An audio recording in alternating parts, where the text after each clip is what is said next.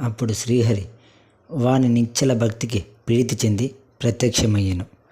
బ్రాహ్మణుడు శ్రీమన్నారాయణకు సాష్టాంగ నమస్కారం చేసి నిలిచి ఉండెను. అప్పుడు శ్రీహరి, ఓయి, నీవు మరలా నా రాకకు ఎందుకు తపస్సు చేశావు? ఎందులకు? నీ మనస్సులో ఇంకా ఏమి కోరిక మిగిలి ఉన్నది చెప్పమని అడిగాను. అప్పుడు విప్రుడు, స్వామి, నాకు పుత్రవరమునిచ్చి సంతోషం కలిగించితివి. నీ మాట ప్రకారము పుత్రుడు కలిగిను. కానీ నారద మహర్షి వచ్చి ఈ బాలుడు 12 సంవత్సరముల వరకు బ్రతికి ఉంటాడు, 12 సంవత్సరముల తర్వాత మరణిస్తాడని చెప్పి వెళ్ళిపోయాను. నీవిచ్చిన వరమెట్లయినది? నీవు ఇచ్చిన వరము నిష్ఫలితమైనది. నా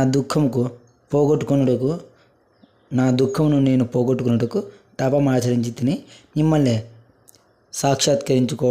సాక్షాత్కరించుకుంటేని అని చెప్పగా, అప్పుడు శ్రీహరి ఈ విధంగా పలుకుతాడు, ఓయి, ఉత్తముడైన నీ పుత్రునకు 12 సంవత్సరములు గండం కలుగుట కారణము వినుము.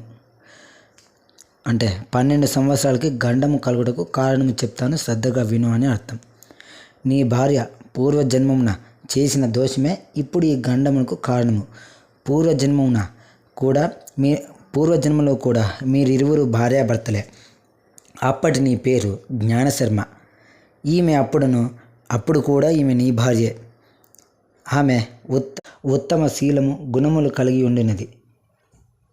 ఆమె భర్తయకు జ్ఞానశర్మ అయిన నీవు మాఘమాస వ్రతమును చేయమని ఆమెకు చెప్పినావు. అట్లే అని అంగీకరించినది. వ్రతము ఆరంభించిన మాఘ పౌర్ణమి యందు వ్రతమాచరించి పాయస దానము చేయలేదు. ఆ దోషము వలన నీ భార్య పుత్రవతి కాలేదు. నీవు నిశ్చల భక్తితో మాఘవ్రతమును ఆచరించినందున ఈ జన్మయందును విష్ణు భక్తి కలిగిను. నేను నీ తపమునకు వరమునిచ్చినను.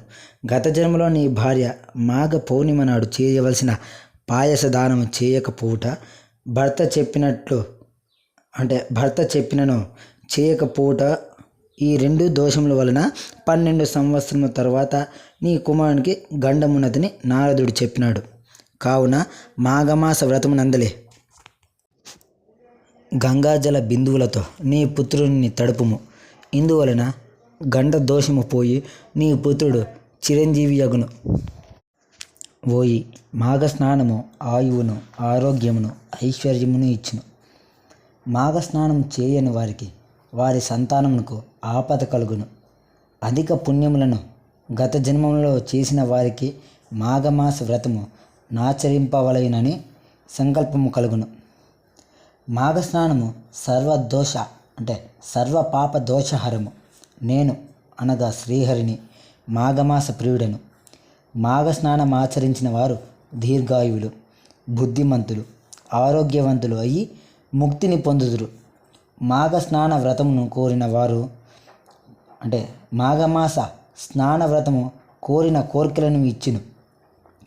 మాఘ వ్రత మహిమను బ్రహ్మదేవుడు, శివుడు, లక్ష్మీదేవి, పార్వతీదేవి, సరస్వతీదేవి, ఇంద్రుడు, వశిష్ఠుడు, జనకుడు, దిలీపుడు, నారదుడు వీరు మాత్రమే బాగుగా తెలిసినవారు.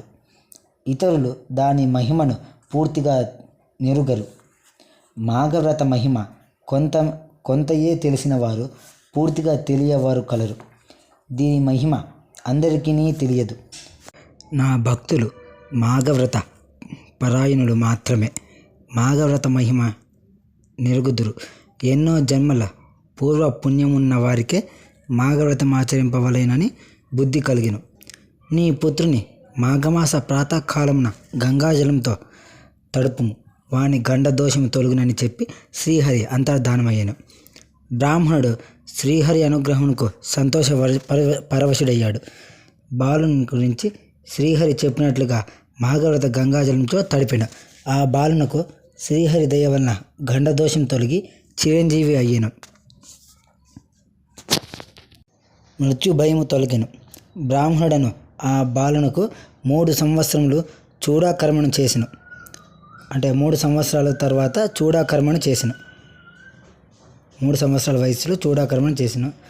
సంవత్సరములు యందు చేయదగిన సంస్కారములు చేసి మృత్యు భయము తొలగెను.